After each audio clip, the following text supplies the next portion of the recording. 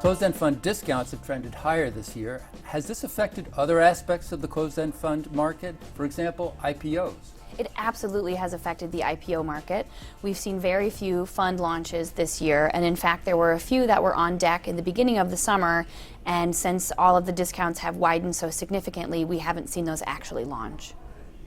What other developments do you see that may be related to the persistent high discounts that we're seeing?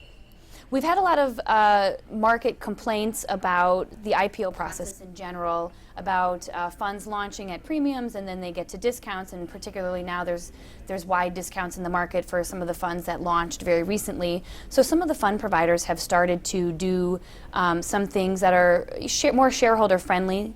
For example, launch a fund with a term limit, which means after a certain period of time, let's say 10 years, the fund dissolves, and that in theory should make the discount go away and should help keep the discount pretty narrow over the life of the fund, because everybody knows that they're going to get the NAV back at the term date.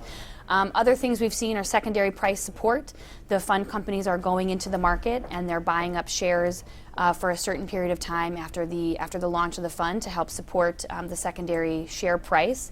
This hasn't worked all that well because, as we've seen this summer, the share prices have just dropped precipitously compared to their NAV. So it hasn't been particularly successful, but it's nice to see that the fund providers are experimenting with things to sort of make the IPO process more investor friendly.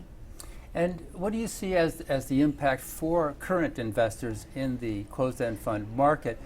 How does this affect them, some of these trends? I think the trends overall are positive. They haven't worked out all that well yet, but I think the market sort of took a nosedive that nobody was expecting. But I think overall investors benefit when the asset managers try to do things in terms of IPOs that help support the secondary share price. And as you look at the market right now, let's think about the future for a second and some of these trends. Can you make any sort of forecast regarding the longer-term shape of the closed-end fund market?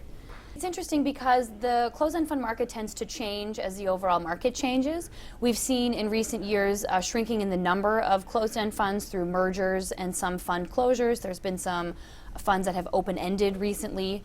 We also see a change in the types of funds that are being launched. For a while we had a lot of MLP funds launching. Now we're at about 25 MLP funds. We haven't really seen too many this year. I think we'll see fewer fixed income funds launching into the market as interest rates are rising. People are less interested in getting into taxable fixed income closed-end funds. Perhaps we'll see more equity funds, maybe some more alternative funds as those markets sort of revive themselves. For more information and data on closed-end funds, visit our sponsor, cefconnect.com, the authority on closed-end funds. This is Closed-End Fund News.